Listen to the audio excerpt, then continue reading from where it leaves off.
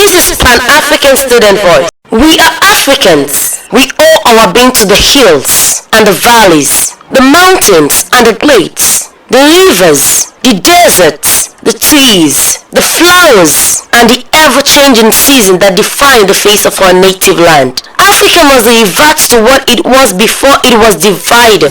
Pan-Africanism was the attempt to create a sense of brotherhood and collaboration among African descent, whether they lived inside or outside of Africa. At PASV, we promote MELTS, which is mathematics, engineering, literacy, technology and science, which is what Africa needs to invest in to be great again.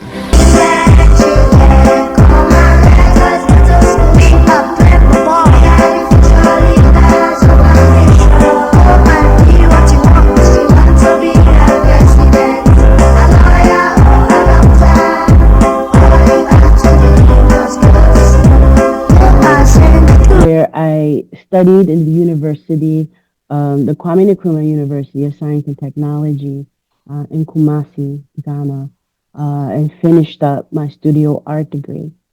I also did some study at the University of Accra, where I studied African politics and cultural change with a focus on land tenures. And that was back in the 90s before all the newness started to happen. So that was interesting. I'm a mother of 3.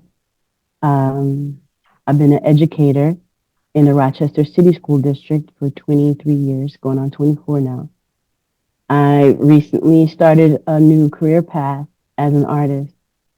I consider myself, well, I have been told that I'm a culture bearer, where I learn much of the art that brings people of African descent together in order to create beautiful things and to pull us all together as family and as community.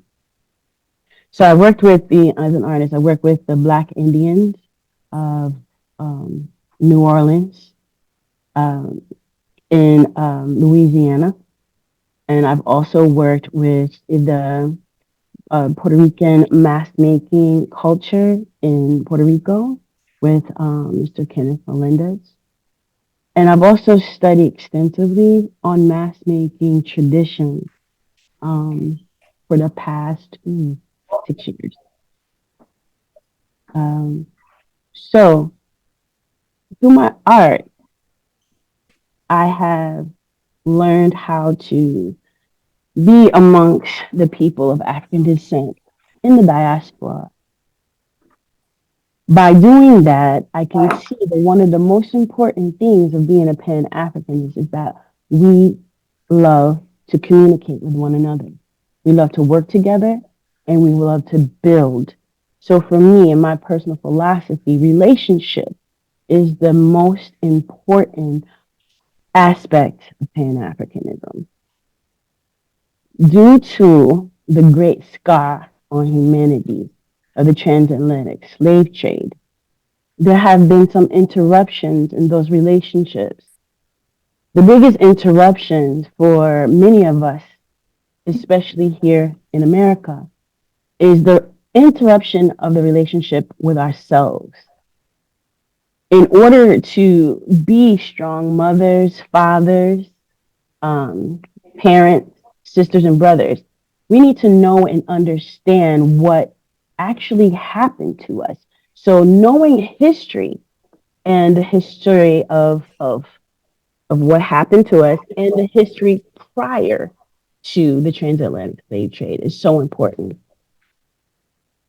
That is, to me, the only way that you'll be able to be free of the shackles of enslavement, mental, economic, and geographic enslavement. So what's important to me is I want to, Madam Jennifer.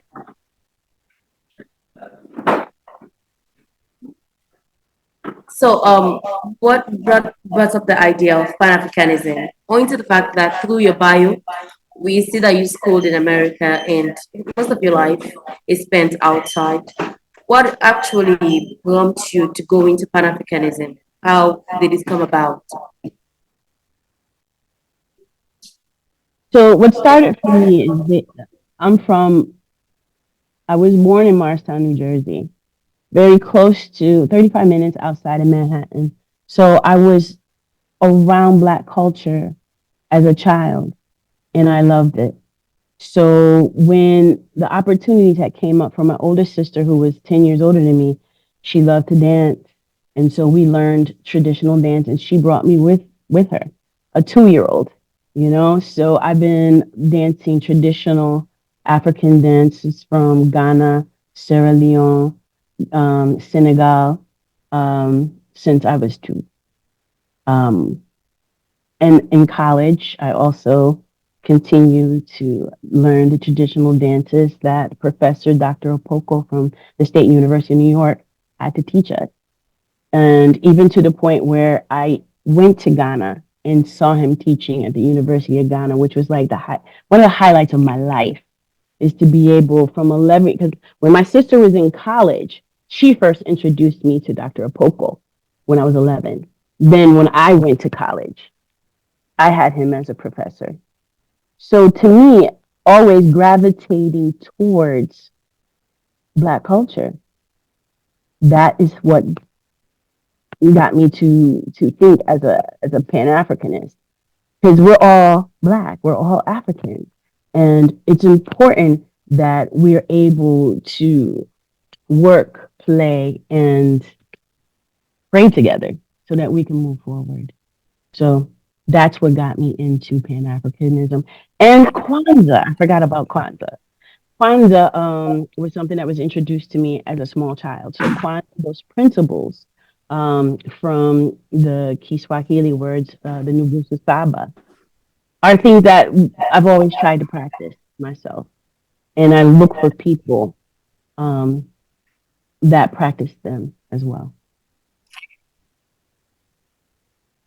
All right. So, upon going to school and doing your university days, have you ever been discouraged about Pan Africanism by any lecturer or a colleague or whatsoever? Most definitely. My trajectory in my own family took me to a turn where I was more Afrocentric than my own family members. So they wanted me to be more like I rarely straightened my hair. My hair was always in braids. So as I became a lady, you know, everybody permed their hair. I refused. So I was looked down upon just by how I wore my hair. So as I grew, I learned to use that as a tool to let me know who I can trust in the world and who I can't. And if they showed me that there was something, or they responded that there was something wrong with my hair, then I knew how to operate around it. So that's one of the most salient things, most very important things about me being myself Okay. is my hair. Okay. So, with all that stated, what are some of the methodologies you think we can use to promote Pan Africanism? Over there and in this part of the world where we find ourselves, most especially we in Sierra Leone. It's hard for our youth to grab the concept of Pan Africanism because it's not even taught in school. For your own part of the world, maybe students come across it in school, but we thank God for some of us who have gotten the idea of Pan Africanism and we are able to spread it out to our colleagues in campus, to our families, and to whosoever we come across. So, what do you think are the methodologies we can use to help promote Pan Africanism?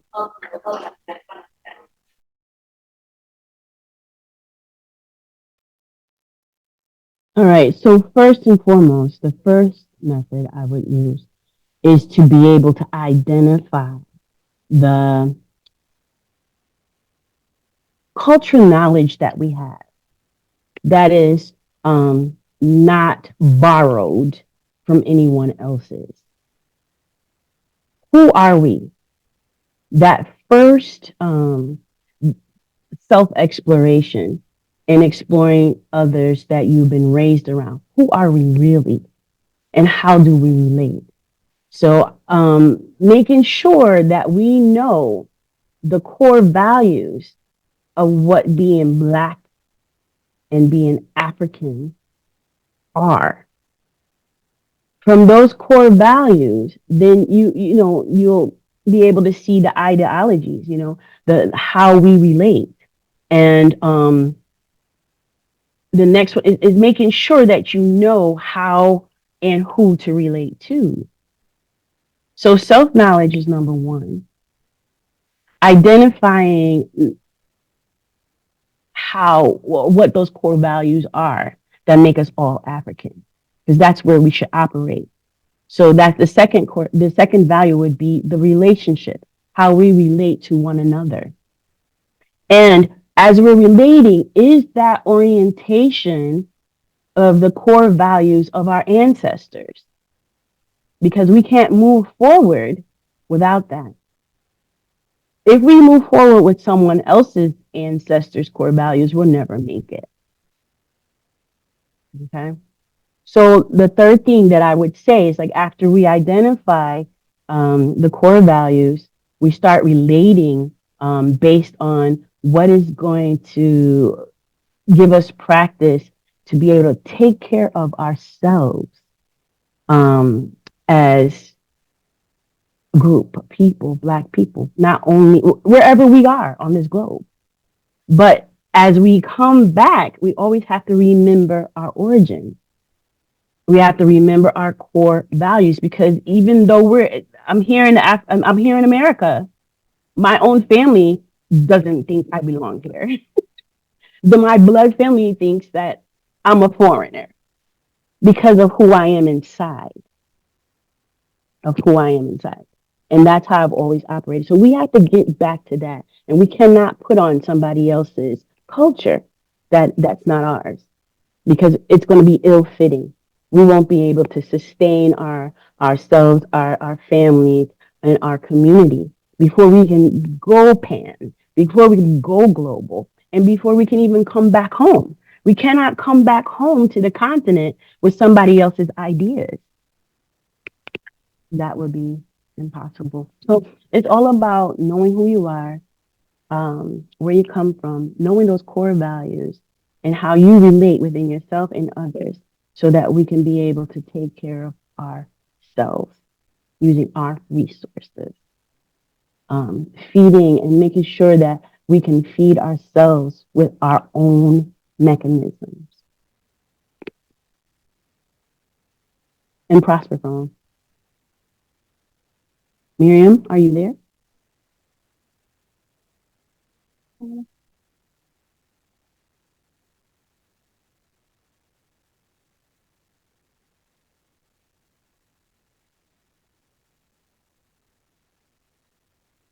Hey, Baba. Okay, can you hear me?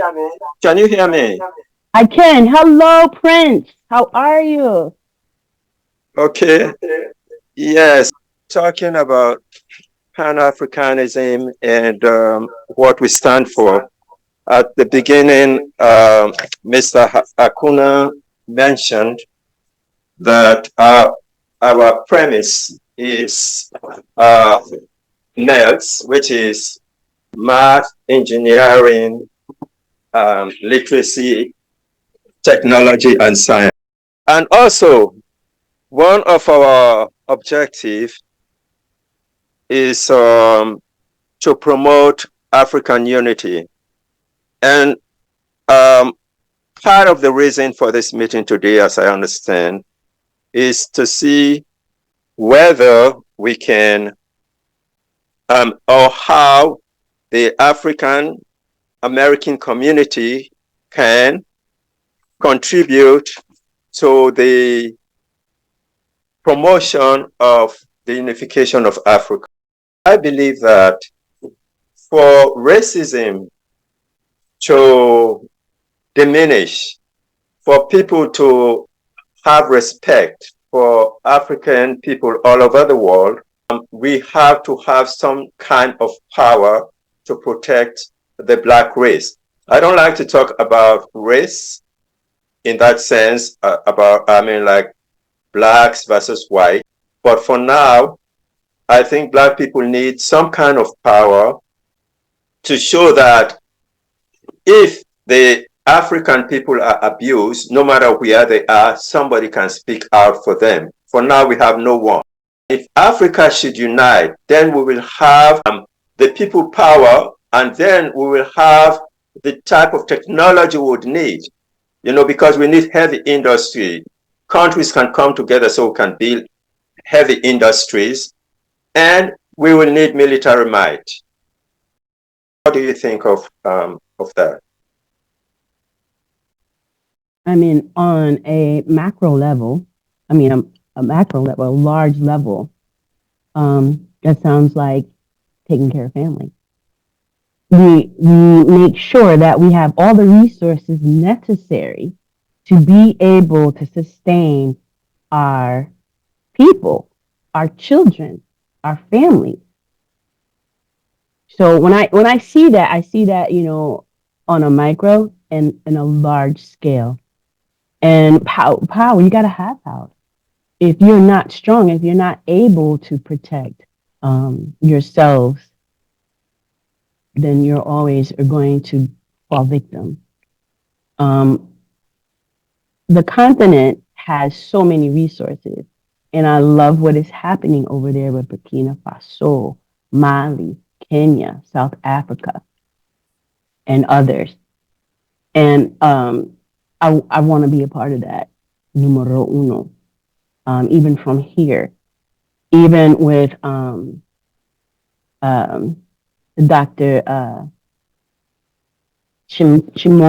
always mess up Buri. I'm always mess up her name. I love her message saying that we have to come together economically so that we can start empowering the countries that are on the continent. Those of us that are in the diaspora. That's how we are going to be able to build that might. That's how we are going to be able to identify the technology that we have already innately have. Okay? But we can't build or bring that forward if we can't eat. So for me, I'm watching. I'm watching how well these countries and the people are taking care of their families. How are they taking care of the people? Are the children and the elders being taken care of? That's really important. That's just as important as like somebody judging me because of how I wear my hair. I know not to deal with them. But when I go around people, that praise me and they look at my hair and they find it's beautiful in its naturalness, then those are the ones I'm going to pay attention to. So being aware of who people are on a large scale, even with something that small that you know about yourself, you have to be able to judge the characters of the people. We cannot no longer have elitist and ego taking over our people's mindsets. We can no longer have individuals usurping all of the money and the power. Money is not the currency, I feel, of the 21st century. Money is not the one. Okay? It's our relationships with one another. And I believe that when African people get together, we're going to show the world something, as we always do. Okay? We always show. Yeah, sure. We can do it. Thank you very much, Madam Jennifer. That's an incredible contribution. And we just hope as Africans, we can be able to buy into this, as this is what we need to promote Pan-Africanism. And Pan-Africanism is what we need to promote our country, to have developed roads, to have our own pharmaceutical industries, to have our own hospitals that can do our own operations, to have good internet, to have a lot of things. Thank you very much. And this is Pan-African Students Voice 030342614. But so coming back to that, what has been your recent involvement in or activism in Pan-Africanism? Any recent involvement in Pan-Africanism you want to tell us about? Recent involvement. To me right now, the most important journey that I'm on is making sure that I know who I am and where I come from. Because when you have a person that or people that grow up from not knowing, where they're coming from, you're kind of lost and you're subjective to other people's definition of you. So I've been going deep into learning who my ancestors are. I have been identifying that new walk with, I call it the ancestral intelligence through my African spiritual walk. That has been so empowering for me as an individual, as a woman, as a teacher, as an educator. I also remember my elders. I was raised by my grandparents for the first 7 years of my life, so they're some of the most intelligent people. I always look for the elders, but I'm quickly becoming an elder myself. So we have to hurry up and get these stories. I just want to share this one little book, making sure that we know our stories, the stories that hold us together, the stories that keep us strong and that we can tell the children so that when they have moments and times of doubt, which those times will come, they'll know how to fortify themselves with knowledge. There's this amazing woman that we worked with the Rochester Teacher Center, and she is a critical friend, and she is a former New York State regent for the New York State school system. So like they came up and governed how they governed the schools, instructional practices. So this book I've learned how she has gone through. It's called Up. I'll mirror myself. It's called it's backwards, but From Enslavement to Belovedness. And she tells the story of her being a little girl and how she's gone through the trials and tribulations of not having a father. But her grandmother knew this song and knew who she was. She would be like, I'm an evil woman. So it's like we didn't know. A lot of people didn't know what an evil was. She didn't know what an evil woman was till she started to learn about their history. But that was a strength that carried her mother to make sure, like in the 20s and 30s, she raised all her children to be whatever they wanted to be. In a time when you're told, no, you cannot be a doctor. Her son was a doctor. No, you cannot do this. All her children were successful. So I look for models like that because I want to see more of the children find success in this day and time. She has blessed us here in New York and all over America with story. Yes. So these stories are important. We have to know who we are. And so that's been my journey right now personally, is getting to know who I am. I plan on traveling. I want to hear more of these stories. I need to know how to contribute better, more. Okay. Yes. I hope that answered your question. Yeah, thank you very much, Marion. Thank you very much again. So we encourage everyone from wherever you are watching from. If you want to ask a question, make sure you just raise your hand so that we see you and we give you the opportunity to ask questions and to give your own contribution. Don't forget, it's Global Interaction. It's a program designed by Pan-African Student Voice so as to reach everybody and to be able to put heads together in developing Africa. As we all know, every day, we tell people Africa is a beautiful place. but it's what we've made it. That's one main reason why it seems uncomfortable.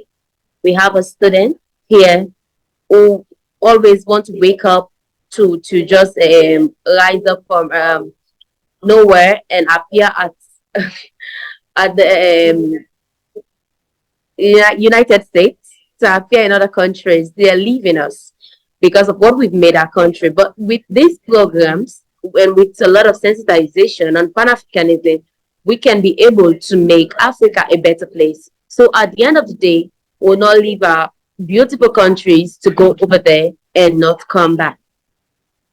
If you're just joining in, this is Pan African Student Voice Radio hosting the program Global Interaction live on Zoom and on air 89.9 on our local frequency.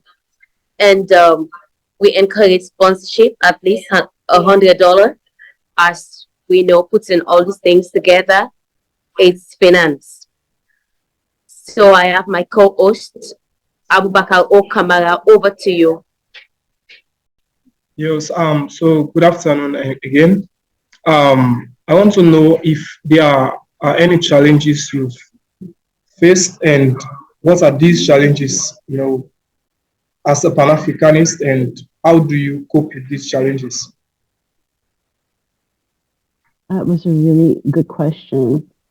I think, no, what has been the greatest challenge for me is isolation, is being a person that thinks that Africans and Black people should come together to create our own solutions for our own problem. In certain environments, in academia and at work, and sometimes in my own community, there's not too many of us. We're few and far between. But in larger cities, they are there. So I travel a lot, okay? And I also read a lot. So it's the isolation of that mindset. Not everyone thinks that way, just like you experienced there on the continent. So that has been my greatest challenge. But those things are changing right now. So I'm really excited about that. That is why I'm here. That is why I'm lending my voice, my time, and my resources so that these things can change for the future. Good afternoon. This is Pan Africa Student Voice Radio 89.9 FM broadcasting live in Freetown, Sierra Leone. This is Pan African Student Voice. We entertain, educate, and inform. We are Africans. We owe our being to the hills and the valleys, the mountains and the plains, the rivers, the deserts, the trees, the flowers, and the ever-changing season that define the face of our native land. Africa must revert to what it was before it was divided. Pan-Africanism was the attempt to create a sense of brotherhood and collaboration among African descent, whether they lived inside or outside of Africa. At PASV, we promote MELTS, which is mathematics, engineering, literacy, technology and science, which is what Africa needs to invest in to be great again. At the JTF Memorial Friendship School and other students who are listening to us all around Sierra Leone, we want to encourage you to ask questions as we, in promoting Pan-Africanism, youth are our main focus because they are the next future leaders. We are trusting everything about development in Africa to you. So we want to encourage you to ask your questions. Over to you, the student. If you want to ask a question, okay, so someone is asking a question with regards to our topic, which is how African American can help in promoting Pan-Africanism. So let's get you, a student from JTFO. Go ahead and ask your question. I wanted to ask how African American can help Africans develop in several ways. Can you please name me 3 ways which they can develop Africa? So you're asking 3 ways that African Americans can help develop Africa. Yes. Yeah. Yeah, that's the question. Okay. Number one,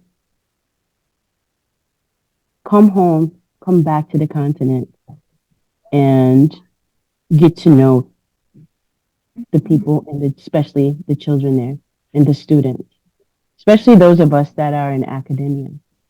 Let's start bringing those talents back to the continent. Number one, get to know, no, go home. Number one, two, have relationships. And three, use our gifts and abilities and our resources to help develop. I mean, that's why I'm here. I'm here to be able to create that relationship because I will be coming to visit your school. And I want to be able to bring as many people with me as possible. We know that it's time. So right now, I would like to start developing relationships. So I want to know. I'm curious. You say you want to develop a relationship with people. A relationship of what interest? Because somebody, this student might feel like, okay, she wants to get to know me. She wants to serve as an auntie. She wants to serve as a guide. What's relationship and how can that impact our youth with regards in line with Pan Africanism? Okay. As an educator, one of the things I like to do is share information and assist into the development of young people to be able to identify who they are so that they can learn how to gain access to the resources that are around them, within them and without around them.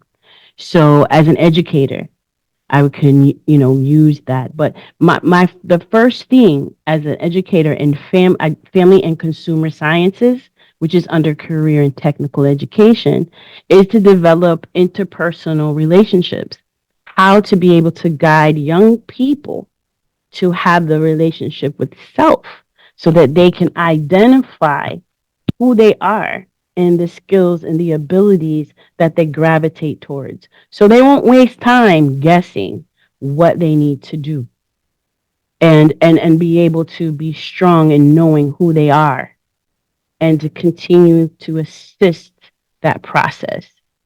So as an educator.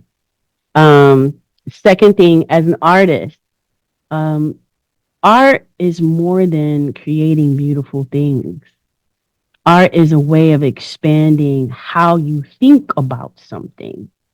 So the teacher part of me, as far as interpersonal relationship and relationships and how to communicate with yourself and others, is also how to create with what you have.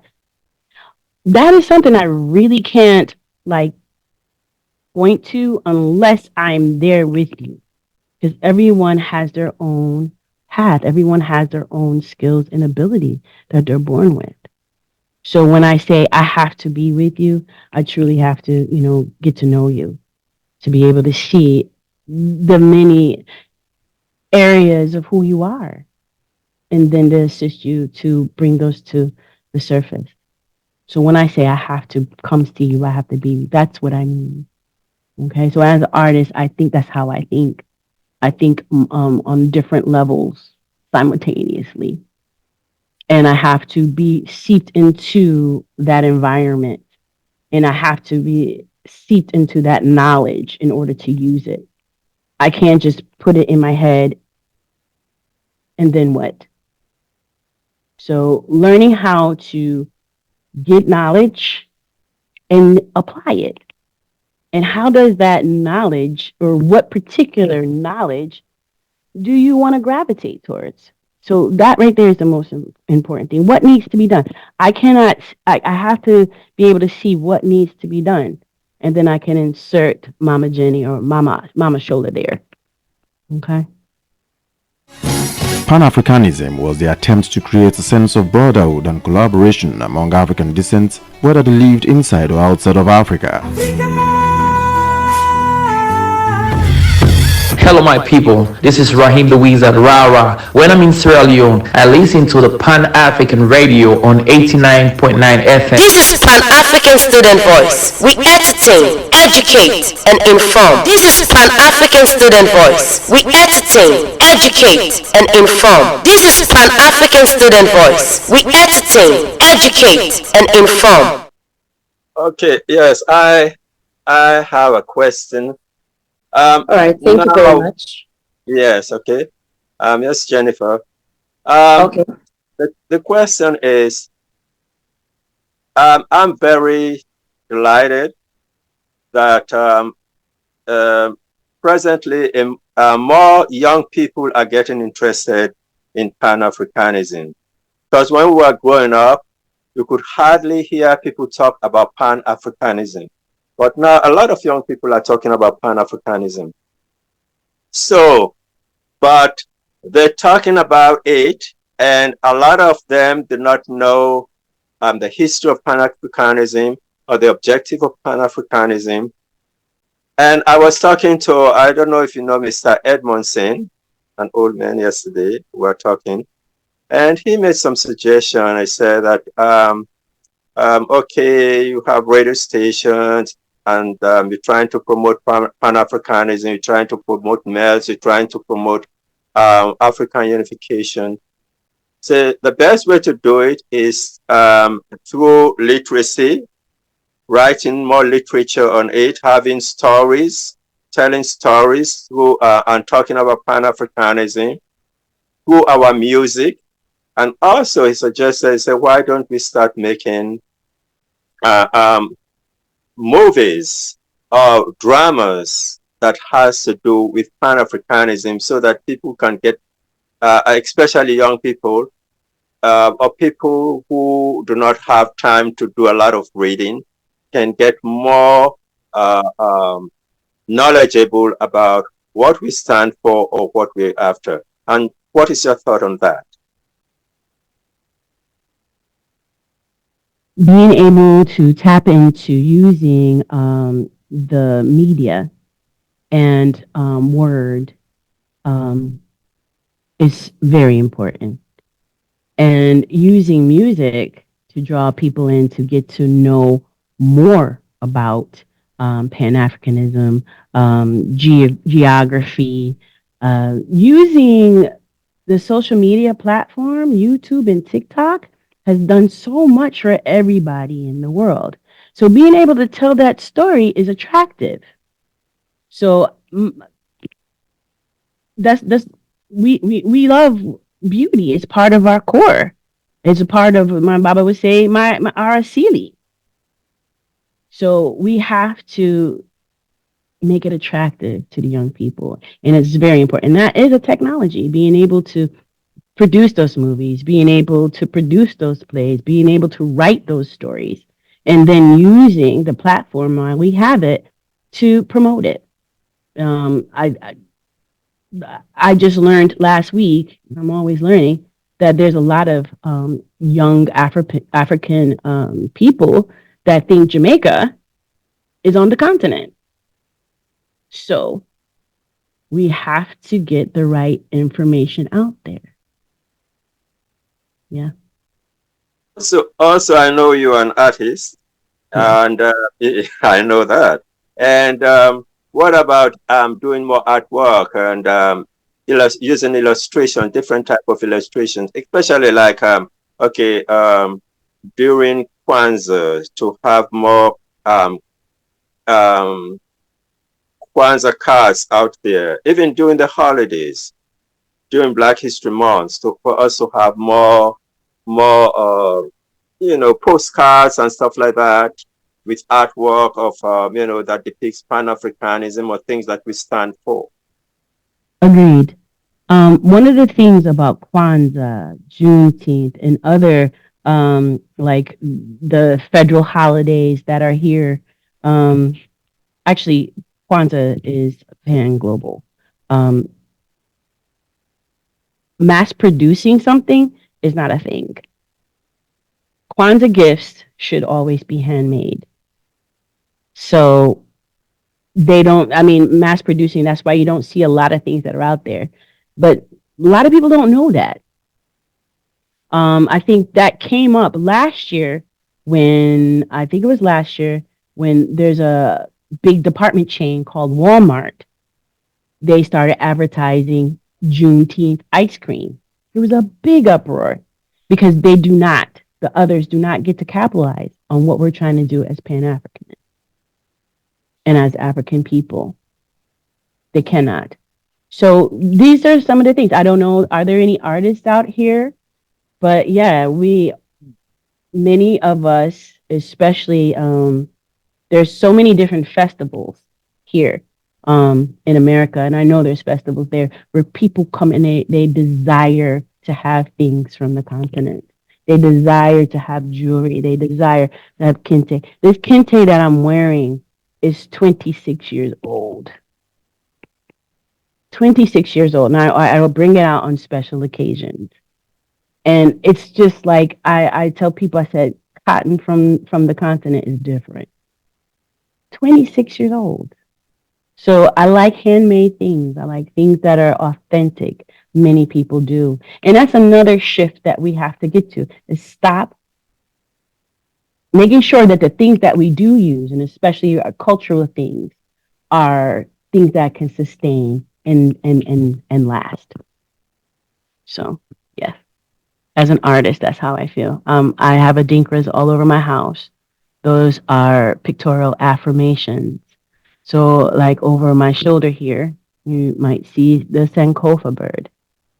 That's what I promote every day. Go back.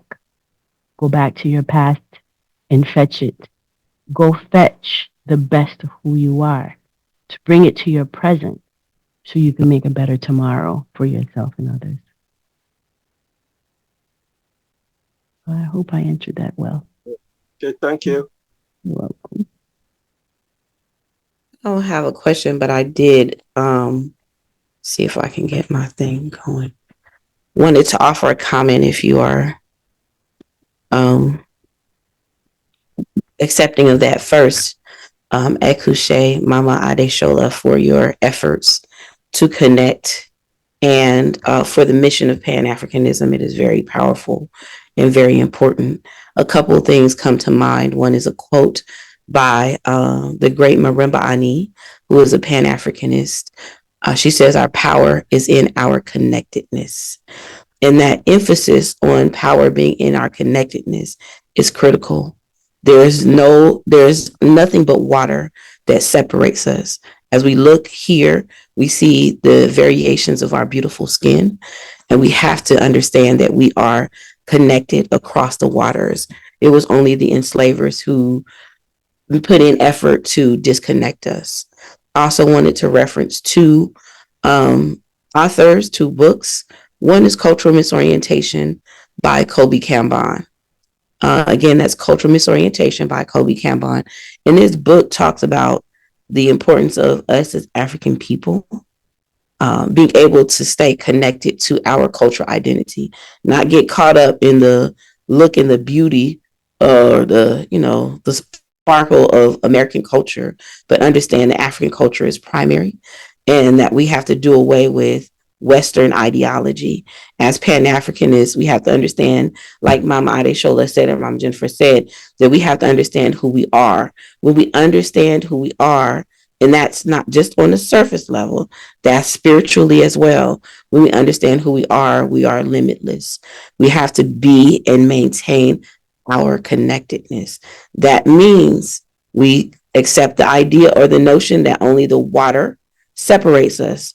So when we come back to home, we should be willing to bring our resources and our energy so that we remain connected. No matter what, always love each other, always love Black folks. And Ekushe, excellent job. And it was just really great being present. And I'm here in Tallahassee, Florida. That's all. Thank you. Thank you. Everyone, that was Dr. Mama Nico Sarah coming from Tallahassee, Florida. She's a you're muted. Okay, thank you for all the beautiful contributions and the questions. Don't forget, we run our station through donations. So if you're here, you want to donate, you can check our page at Pan African Student Voice and donate at least $100. And we say thank you in advance. We want to take a message from our listeners here in Sierra Leone through our local frequency. Okay, so somebody is saying, thank you, Madam Jennifer. I am Abu Sise, staying at Congo Cross. I think we as a people need to work to refine our own cultural experience and in isolation from other cultural experience to define a belief system and a strategy we can adhere to. From there, we can be far more impactful in our own community and on the international stage. Pan-Africanism is what we need to develop Africa. Okay, thank you very much, Mr. Abu. And we want to take another text message from Miss Veronica. She's saying, thank you for the program, Pan-African Student Voice, and best regards to Madam Jennifer, who was, spare your schedules to listen to us. Okay, so these are the text messages we have so far. And in about 7 minutes, we are rounding off the program. If you have a question, a contribution, we encourage 2 more before we round off the program.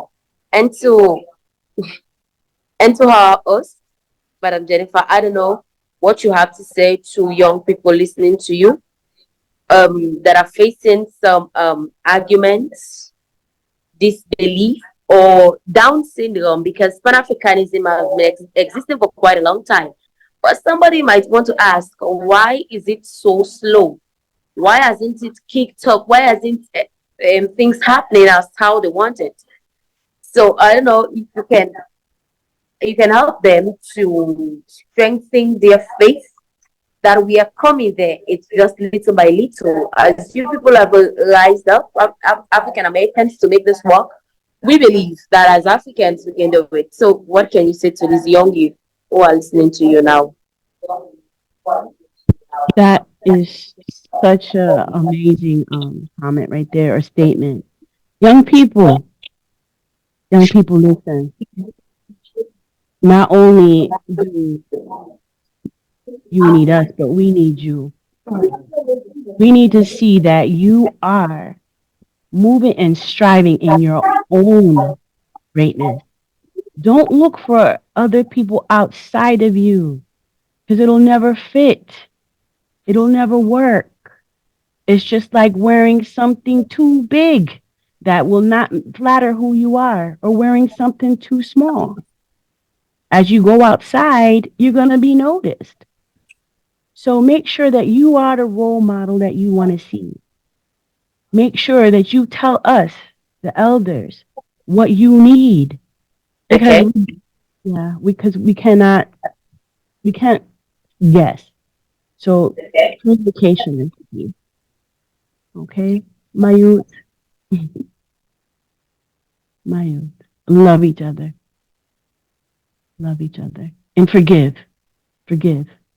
Because we have some things inside of us that are very, very painful. And I read something somewhere yesterday where it says self-pain and working through it is a great experience to greater wisdom and knowledge. Work through it. Work through it. All right, thank you very much. So for everyone who has joined in for this meeting, we want to do the cutting down. Don't forget, you are listening to Global Interaction, coming to you from the Pan-African Students Voice Radio, situated here in Freetown, Sierra Leone. We are using the JTF Memorial Friendship School building, and we're situated in there. And the topic we just talked about is how African American can promote Pan-Africanism. And our host, which we have today is Madam Jennifer from Rochester, New York, who has been an influence and a great teacher this afternoon.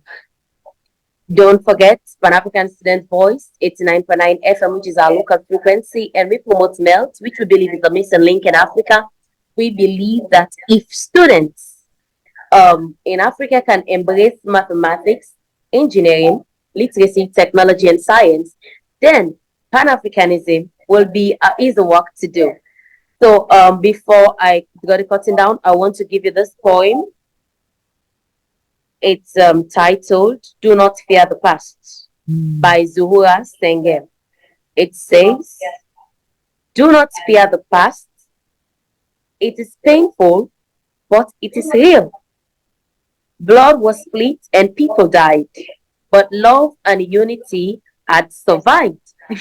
And I believe that is what is keeping us as Africans. That's the reason why when people go, they want to come, because our countries are very peaceful and Africans are very loving. All every other human being are loving, but on this part of the world, we are more loving. So somebody wants to ask a question. We encourage one question before we go. From the audience, hi, somebody just sent a message that you want to ask a question. You can ask your question quickly.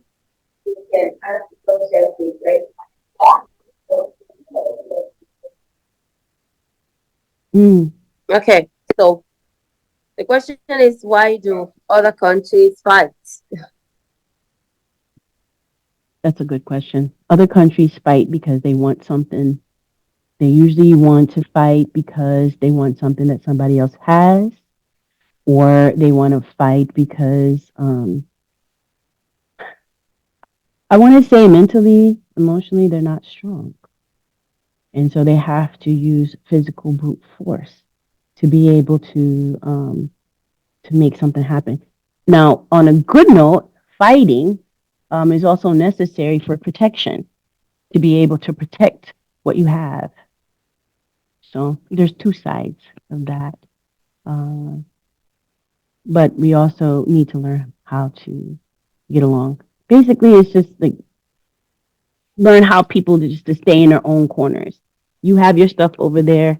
Maybe we can do something to trade if you want something in mind. We can do that. But don't come take. Don't come take, because then I will fight you back. All right, thank you very much. I believe your question has been answered. Although you didn't specify what other countries fighting for, but Madam Jennifer just gave a good reply. So, and there are another comments. There's another comment. You can see the fight because they have a purpose or a cause. Yes, of course. Thank you, Madam Educator, for that. And to go the cutting down, we want to appreciate you all that we are listening to us through the Zoom platform and through our local frequency.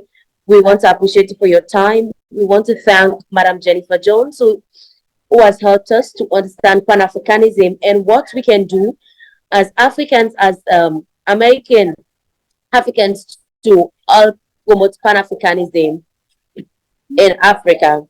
Thank you very much, ma'am. It was an exciting and a very educational session with you. We appreciate you. And from our hearts, we say God bless you. And to our producer and to the DJs and to all our technicians who made this possible, thank you very much. To our students here at the JTF Memorial Friendship School, thank you. To the principal, the proprietresses, the Refu family, we thank you for making this work. And to students from Commerce, from Fobe College, from the IPAM, and all the students that were listening to us, thank you very much. To my co-presenter, Abubakar Okamara, thank you very much. And to myself, for the time I've taken to talk and to move this boat to another level, I want to appreciate myself.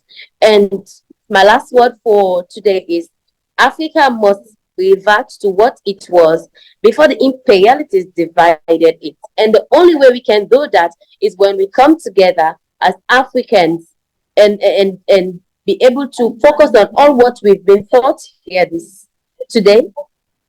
And Pan-Africanism will be an easy ride. So this is how I draw the curtain down. You were listening to the Pan-African Student Voice on this Zoom link, and we hope to have you on subsequent programs. Tata. A hub of science, technology, engineering, and mathematics. African students, we entertain, educate, and inform. In this world, there is a continent called Africa. In Africa, there is a country called Sierra Leone. In Sierra Leone, there is a city called Freetown. And in Freetown, there is a radio station called Pan African Student Voice Medium.